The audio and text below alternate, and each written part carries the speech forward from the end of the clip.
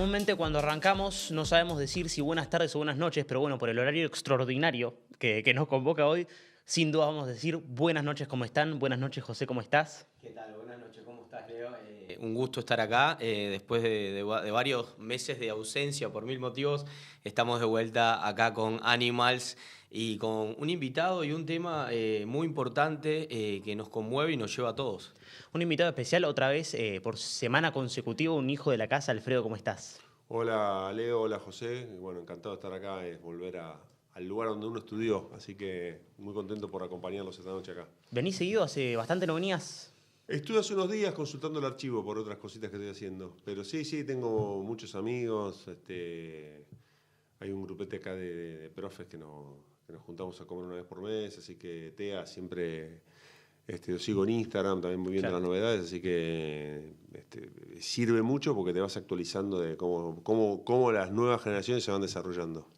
Bueno, estamos con Alfredo, escritor en La Nación, escritor y autor del libro que hoy nos convoca, ¿no? En esta fecha tan especial. Mañana es feriado, por lo tanto el streaming no se pudo realizar, pero estamos hoy reunidos por esta misma razón. El libro de El Gráfico y las Malvinas, Alfredo es el autor. No pudo venir Ariel Sher, amigo tuyo, que estuvo acá en la presentación, cuando vos presentaste el libro acá, Exacto. pero bueno, te invitamos a ponerte los auriculares porque nos dejó un mensaje para vos. Alfredo Bernardi hizo un trabajo en torno del gráfico y el mundial que pesa por sí, por lo que plantea en torno del gráfico y el mundial, y pesa por la decisión académica y periodística de que el universo de la comunicación sea capaz de pensar e indagar al universo de la comunicación. O sea, Alfredo quiebra una cosa que los periodistas hacemos poco, que es reflexionar, investigar y probar cuestiones que tienen que ver con los comportamientos del propio periodismo.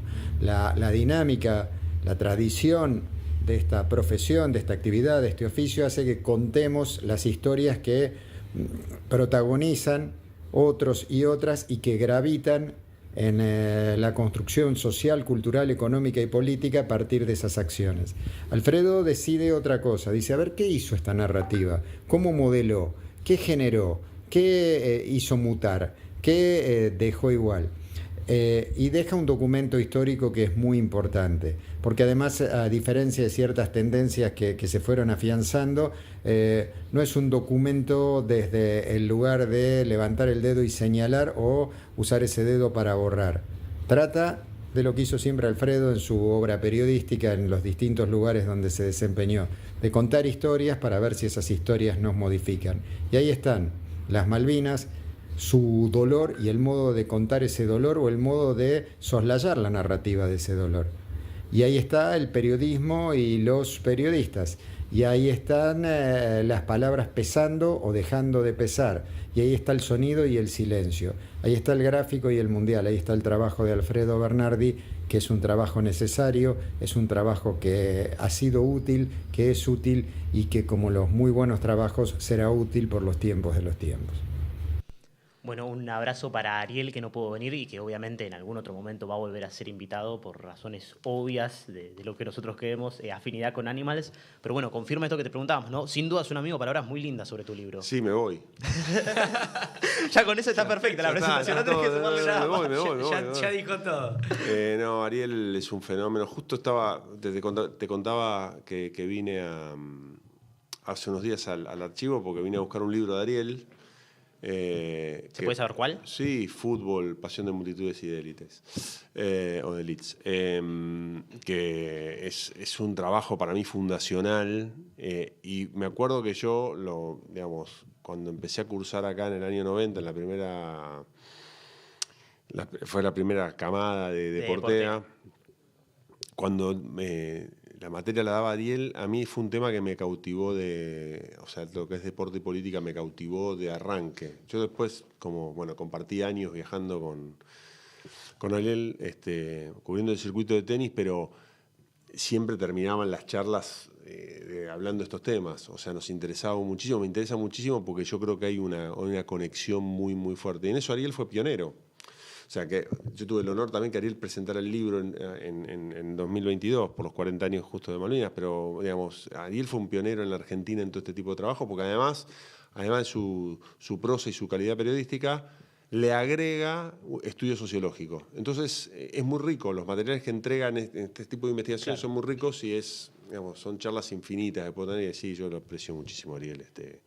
Y cada vez que publica algo en Instagram es una maravilla. Así que, además, no sé cómo lo hace porque lo saca en el acto, busca las palabras, es un genio para igualar palabras. Muy, nosotros lo seguimos en Instagram, publica muy seguido. Por cierto, hoy se publicó un relato que hizo muy cortito sobre Marcelo Rosasco, Ojos de Islas, fenomenal, lo pueden encontrar en el Instagram de Yer, que se subió en Orbicí, un medio que, perdón, no me acuerdo exactamente el nombre. Hablaste de la afinidad con Yer a la pena llegar acá y por una fascinación con la política, tu afinidad con el deporte primero, ¿no? Viene por el tenis, viene por el fútbol, el deporte en general, y después ¿cómo llegas a la política? No, a ver, yo te cuento, al margen de mis estudios acá en TEA, igual me recibí de periodista deportivo, yo además soy licenciado en Historia. No, mira, muy interesante. Y esta fue mi tesis, esa fue la tesis con la que yo me recibí de licenciado en Historia. La escribí hace años y esperé una fecha para publicarla. O sea, cuando me recibo, digo en la universidad que yo no la publicaron todavía porque era mi intención publicarla como libro. Pero entonces, vos ya viajabas para cubrir eventos deportivos como tenis. Yo estudié, digamos, no me gusta ser autorreferencial, pero... Estamos entrevistando, adelante. Cuando ingresé en TEA de Portea, yo estudiaba química, yo hice muchos años de la licenciatura en química, en un momento la dejé, me dediqué al periodismo y después quise complementar mis estudios. No eran tiempos de redes, no eran tiempos de todo efímero, sino que eran tiempos de mayor proceso para elaboración y se sentía que necesitaba completar mi formación. Y ahí me fui a estudiar historia. Ya trabajando, la ventaja que teníamos esa generación, que fuimos la primera de Portea, es que tanto los canales de televisión deportivos como la red nacía, los diarios estaban expandiéndose y mucha de esa camada que ustedes ven, gente que ven hoy en los medios, somos de esta primera generación de Portea. Pero yo sentía evolucionando, más allá que yo trabajaba con el tenis, yo cubrí durante muchos años el tenis para La Nación, yo sentía que tenía que hacer algo más y ahí fue cuando me dediqué a estudiar historia. Y ahí fue otra parte. Después hice energía, hice otras cosas más, pero medio ecléctico, pero bueno. Traté de poner unir esas dos cosas como un complemento de la formación. Yo necesitaba que todo lo que me habían dado acá tenía que complementarlo con lo demás. Claro. Y elegí historia para estudiar. Claro. O sea, mi título de grado es licenciado en historia.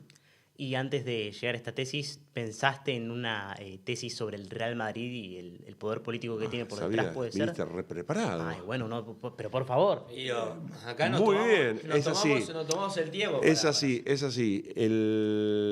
La tesis inicial iba a ser, era Real Madrid como poder político de España. El valor de Real Madrid como poder político de España. Por un montón de cosas, no solo por los cantos que se escuchan, sino porque el poder real circula por el Bernabéu. Y también lo que fue la construcción del Bernabéu. La construcción del Bernabéu es un estadio emblemático para el fútbol mundial, pero que tiene su historia también, sus vericuetos. Entonces, me interesaba mucho ver eso. ¿Por qué?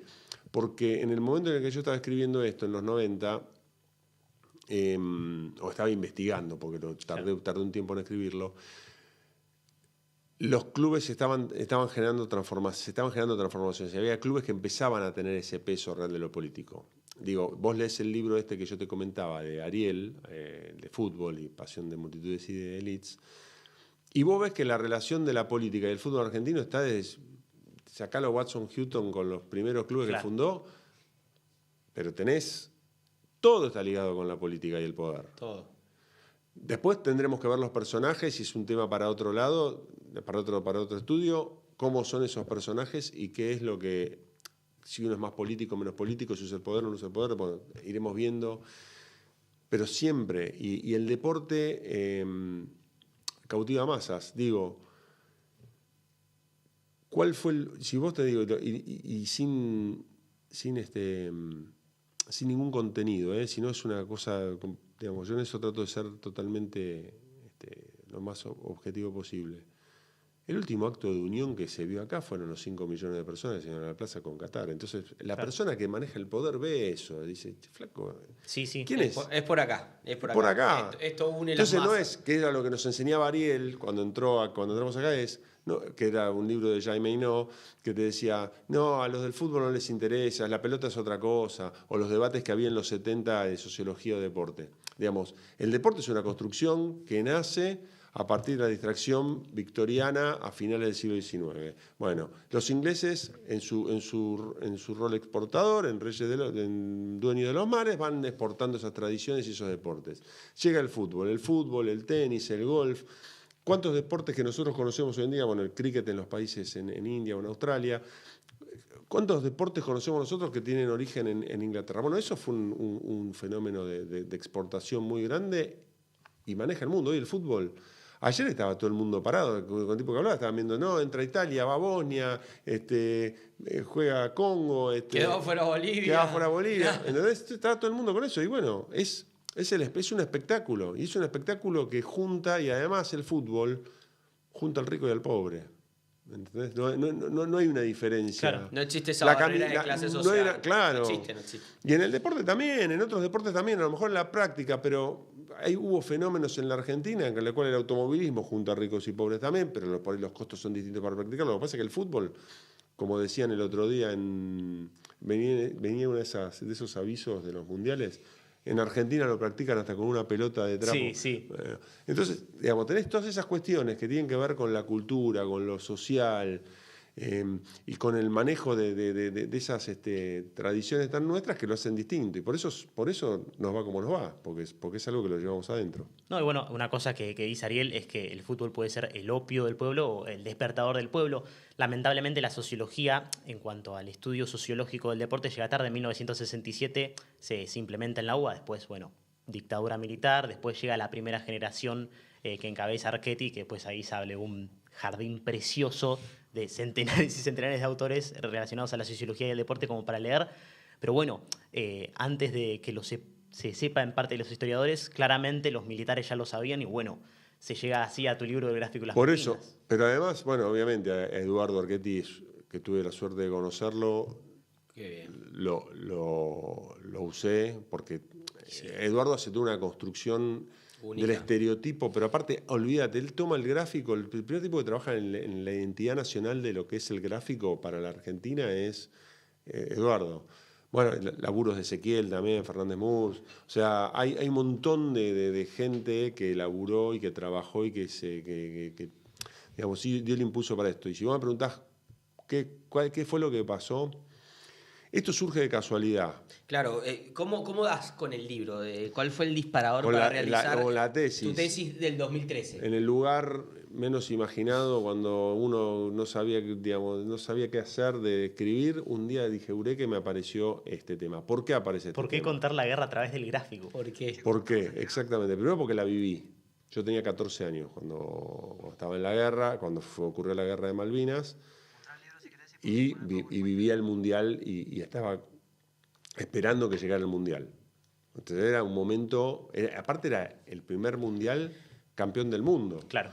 O sea, yo había vivido con 9, 10 años, bueno, cumplí 10 años para el Mundial 78, había visto a los goles de Kempes. Y lo mismo que se vive ahora, que ustedes ven con la preparación para el Mundial, todo se potenciaba a España en un Mundial que aumentaba la cantidad de equipos participantes, que era el primer Mundial de Maradona.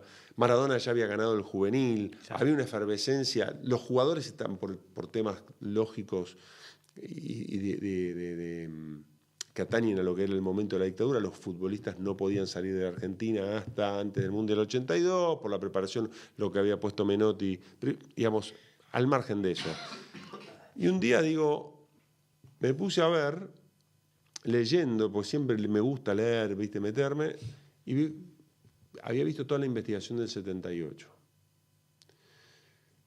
Bueno, Gustavo Veiga, Gasparini, habían escrito un montón, acá en el archivo de TEA hay infinidades de materiales sobre el asunto, y husmeando, me cae en la mano un libro que se llama Malvinas, el gran relato, de Lucrecia Escudero, que es una argentina de la Universidad de Bolonia, que no lo conseguía por ningún... O sea, me dan el dato y lo consigo de casualidad, buscando, en el Paseo Alcorta, un viernes a las 10 de la noche, llamando por teléfono a todas las librerías, en esa época había teléfono, me dicen, queda un ejemplar, y me fui a Paseo Alcorta a buscarlo. ¿Aproximadamente qué año? Y 2000 y pico. Claro, o sea, el PDF no sencillo de conseguir en internet todavía. No había nada. PDF. No, el libro lo tengo. El libro lo tengo, parece un incunable. Entonces digo, bueno, ¿qué se escribió de Malvinas? Lo bueno que ese trabajo, y tenía que ver con lo que contaba Ariel, ese trabajo desdeñaba el deporte. Y ahí digo, acá ahí es donde encontrás el filón para decir, che, claro, ahí está la endija para meterse. Y después digo, la guerra de Malvinas duró 14 semanas. Yo tenía la colección de gráficos en mi casa, porque lo compraba. Entonces digo, es un trabajo de campo de 16 semanas más el año previo y los 6 meses posteriores o el año posterior. Con lo cual ya tenés un campo acotado de trabajo, que es muy bueno cuando haces un trabajo de investigación de estas características. Porque si no volás en investigar lo que querés hacer. Entonces me puse a trabajar a leer el gráfico, todo el gráfico un año antes de Malvinas, todo el gráfico un año después y el periodo de trabajo. Y ahí es donde empezás a encontrar las cosas que pasaban y que ocurrían, porque es lo primero que ves es, che, Argentina jugaba el Mundial como campeón del mundo. Eso implicaba que después de 8 años, porque se había jugado en Argentina, había todo un proceso de viajes y de periodistas que empezaban, muchos de ellos fundadores de esta escuela. Sí, sí. El Nene Pano, Guillermo Blanco, que yo después los uso como fuente también. Ellos cubrían para el gráfico, Carlito Ferreira, trabajaban en el gráfico. Entonces, Eduardo Rafael, que falleció, pero bueno, toda gente que pasó por esta casa. Y también entender un poco qué era el gráfico. Porque a lo mejor a chicos de la edad de ustedes no entendían lo que era el gráfico. Para nosotros el gráfico era la Biblia. Nosotros esperábamos el lunes a la noche, el gráfico tenía fecha de salida los martes, y el gráfico el lunes a la noche sabíamos que llegaba a los kioscos, en algunos kioscos de Capital, y vos esperabas desesperadamente que llegara el camión, porque el gráfico te traía la verdad revelada que no habías visto. Eran 4 canales, lo que no habías escuchado por radio no lo escuchabas después, y si vos veías el gol, al arquero volando, porque de un tiro libre, no sé, en la cancha de Vélez, y volaba así, la pelota entraba ahí, vos el gol lo habías visto, porque lo veías en el gráfico. Entonces, era nuestro TikTok, nuestro Instagram, todo lo que a ustedes se les ocurra, era el gráfico para nosotros. Con lo cual era rico.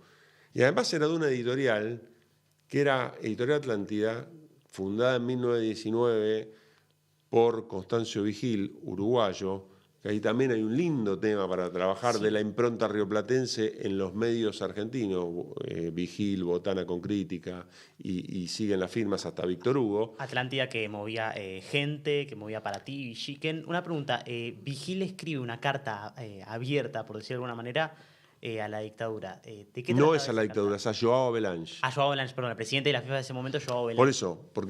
Por eso te digo, tiene correlato. Ahí yo el trabajo que hago es, siempre se habló de gente, lo que decías vos del estamos ganando, seguimos ganando, que después termina siendo una canción de Charly García, Claro. No bombardeen en Buenos Aires, en la cual tiene una línea que trata de hacer una línea comparativa con lo que pasaba en el gráfico. Y me encuentro que en el momento del estamos ganando, seguimos ganando, Constancio Vigil publica esa carta dirigida a Joao Avalanche contándole lo que era Argentina. Pero una carta que no tenía nada que ver, o sea, sí con el discurso de la dictadura, pero lo que yo logro ver acá, que es muy importante, es que el discurso de los periodistas era ajeno a la intención de la editorial. Que ese es el gran... O sea, los títulos, si te haces una nota a Menotti, como ocurrió, los enviados especiales se reúnen antes de viajar al Mundial, y el título es estamos entre la guerra y la paz. El mundo sabrá lo que es la Argentina, la guerra y la paz, y no le haces una pregunta de la guerra a Menotti. Digo, vos tenés un concepto editorial ahí. Nosotros hacemos periodismo entendemos lo que es titular, es decir, che, lo que a veces, por una cuestión lógica, el título no entra dentro de la nota o por algo, bueno, en los viejos papeles, ahora con las webs es más fácil. Pero vos buscás la nota y no hay una palabra de la guerra. Claro.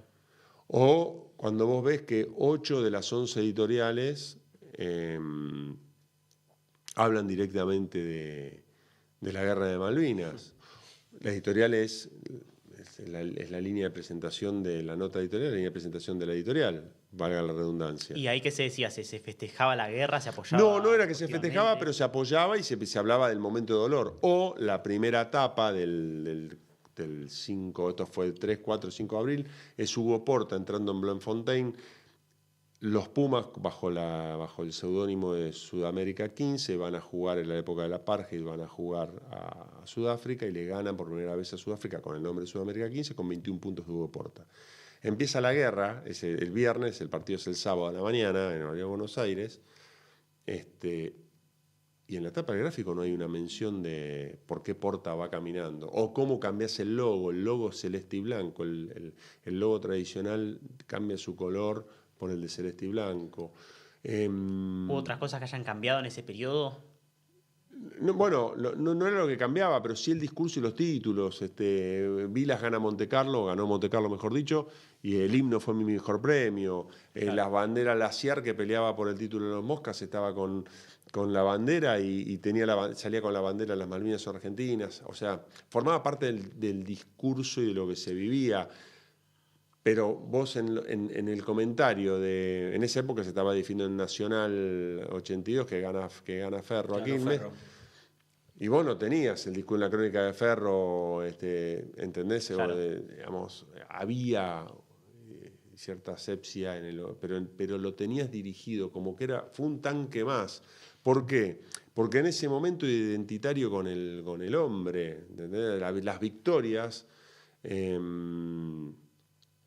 victorias se transmitían. Argentina, un grito que sonará en el mundo el 1 de mayo del 82, el 4 de mayo del 82, 2 días o 3 días después del primer bombardeo en Malvinas, el primer bombardeo inglés. Entonces vos te vas encontrando cosas que tienen su relato con lo que se estaba viviendo. Que eso es un poco lo que contaba Ariel, que era distinguir y ponerse en un lugar objetivo y decir, che, esto es lo que pasó. Bueno o malo, después vemos qué es, pero mostrar primero sobre la mesa el trabajo para después tomar una conclusión. Claro, volvemos a Sí, para mí obvio, como una Biblia, terminamos obvio. viendo siempre Archetti, que bueno, esta construcción, Sí. ¿no?, de la masculinidad, pero usada por los militares y por las cooperativas de poder económico como Atlántida para fomentar estas ideas y lograr cierto apoyo, ¿no?, popular hacia el conflicto. Sí, lo que pasa es que Atlántida supo acomodarse también en el tiempo, no solo en la dictadura. ¿Qué fue a la de Atlántida después? De Atlántida sigue existiendo, hay unas publicaciones, pero no sé quién es el dueño ahora. Los Vigil, Constancio Vigil falleció hace unos años, ¿no? En Punta del Este, volviendo después de Miami, estaba en un avión. Pero lo que pasa es que tiene que ver con una concepción de un momento en la Argentina. El gráfico fundado en 1919, con una concepción nacionalista católica, en medio entre la Belle Époque y el conservadurismo. Va a tener sus diferencias el gráfico grandes con el primer peronismo, pero el peronismo a través de la editorial James va a sacar el mundo deportivo y todos los mundos que hay dando vueltas, con una estrategia de comunicación que el gráfico la va a contrarrestar. O no le va a dar, o sea, va a ser como una lectura más afina al peronismo y a lo que hacía el peronismo contra un gráfico que se retrasaba más. Después cuando Dante Panzeri se juega... A eso perdón te interrumpa, puede ser que había un margen, había una persona que era en el conflicto, unas voces no contradecía lo que sucedía en ese momento con Dante Panzeri. Dante Panzeri fue la excepción. No, Dante Panzeri fue un revolucionario del periodismo dentro de un tipo muy lúcido, muy serio, muy, muy apegado a la moral, a la ética, mejor dicho, no a la moral, a la ética de la práctica del periodismo. Falleció unos meses, un tipo que estuvo en contra del Mundial 78. De los pocos. Él y Borges y pocos más. Y murió un mes antes del Mundial. No lo vio, pero Él se va en el 62 de la revista porque se juega un River y Boca que fue famoso y también fue un 9 de diciembre, en el cual el del penal de Delem, en el cual a él le dicen... Que se adelanta Roma. Sí, pero la anécdota es que Álvaro Alzogaray, que era el ministro de Economía, dicen tiene que ir un suelto en la revista opinando sobre el partido. Y Panzeri lo mandó a Churros. Sí. Ese cambio en el gráfico genera el ingreso al poco tiempo de Fontana Rosa. Fontana Rosa le da un tema, esta vitalidad que te digo de la generación nuestra. Deja de ser una revista que salía los viernes con una tapa dibujada, con una foto hecha, claro, para empezar a trabajar en offset y empezar a hacer cosas distintas. Y el gráfico se empieza, es una tradición argentina, pasa a ser una tradición argentina. O sea, lo que les decía al principio, era la verdad revelada. Si lo decía el gráfico no se discutía. Claro. Entonces, obviamente que ese protagonismo y esas cuestiones... Y además, tenías un tema de publicidad, la editorial vivía de publicidad, o sea, no era publicidad privada, y también había publicidad del Estado, con lo cual empieza la comparación con las revistas y con lo que pasaba en esa época, con la gente, con Para Ti, con Somos, y hay una línea de discurso, ¿viste? Se dice que son 18 o 20 años, no me queda claro, de carrera cubriendo el tenis. Casi 20 años. Bueno, se habla mucho del fútbol en dictadura, pero ¿cómo se veían otros deportes, por ejemplo el tenis? Bueno, el tenis es un lindo deporte para analizarlo en la época de la dictadura.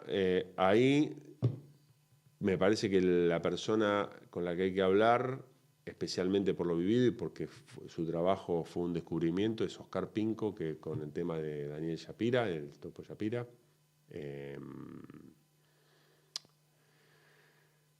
que es el único tenista desaparecido durante la dictadura. Pero lo que hay que entender es que durante la dictadura se puso el fenómeno Vilas.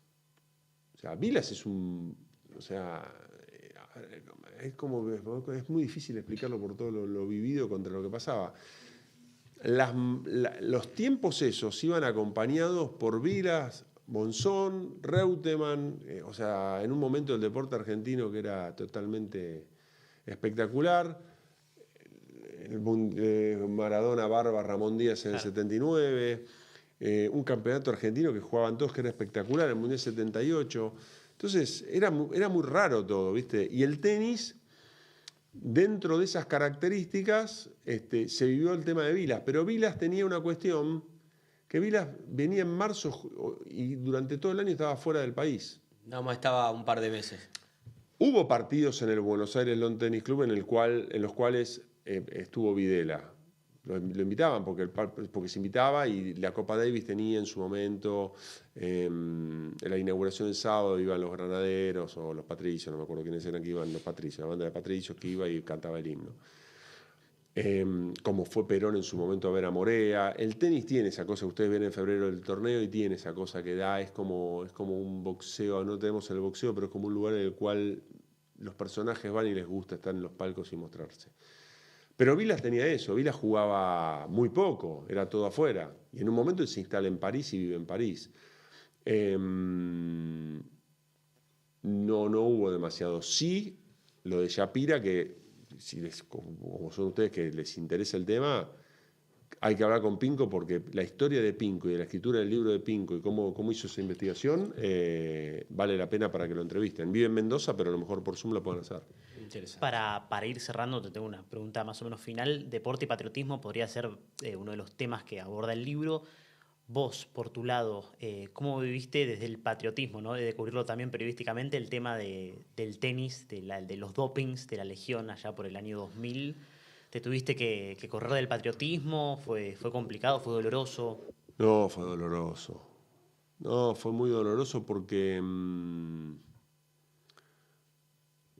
primero porque no entendés por qué ocurre. O sea, claro. A ver... Y eso que la gente te pide explicaciones a vos como periodista. Sí, pero aparte, bueno, nada. Digamos, me acuerdo que en ese momento, con Ariel, Ezequiel y todo, empezamos a ver gente. Y nos fuimos a ver a Carlos D'Angelo, que era el médico del CENAR, que era un crack. Que él explicó que el deporte de alto rendimiento es un deporte al límite y que estas cosas se juega al fleje, ¿viste? El tema es cuando vos tenés el problema del momento ese del 2005 fueron la cantidad de casos recurrentes de argentinos, porque saltaba uno por día. Entonces decís, che, ¿qué está pasando acá? Claro. Y además fueron investigaciones de 4 meses. El doping de Puerta, que se junta con otro doping más de un doblista, son dopings que yo estando en el diario me entero de la sospecha. Y bueno, venía el de Cañas antes, que fue el primero ese año, sumando al de Chela, al de Julio, ¿no? Que hubo varios. Y cuando vos te enterás, que no podés decirlo, no podés trabajarlo, porque no tenés certeza, empezamos a trabajar con gente del equipo que teníamos información de los dos lados, nos llevó 4 meses. Nosotros salimos justo el día de la denuncia, pero veníamos trabajando ese tema y no lo podés explicar. Claro. O sea, es muy difícil de explicarlo porque el deportista es verdad que incurre en una falta de reglamento, pero también tenés que ver el entorno. ¿Quién es el que le acerca el frasco? ¿Quién es el que le pone? ¿Quién es el que le dice? Claro, alrededor de ellos tuvo que haber... Pero también alrededor hay alguien que te tiene que cuidar. O sea, es tan importante el deportista como el entorno. Y si ustedes ven, desde una manera a lo mejor grandilocuente, siendo latino, no lo veo en Sinner, que Sinner es austríaco, pero Nadal, ustedes miren la cantidad de gente que tenía Nadal alrededor. Para verlo sacamos del sistema. Y la Legión, que es un tema que yo viví muy de cerca, viajaban solos, pero por una cuestión de costos también no tenía. Nadal desde un principio, cuando vio lo que era, trabajó con un equipo alrededor y estaba blindado. Totalmente. Así que nada, un poco es eso. No lo podés entender, lo vivís en el día a día, te tenés que enfrentar aparte en ese momento te enfrentabas con la prensa extranjera, porque tenías que entrar a una sala de prensa y era...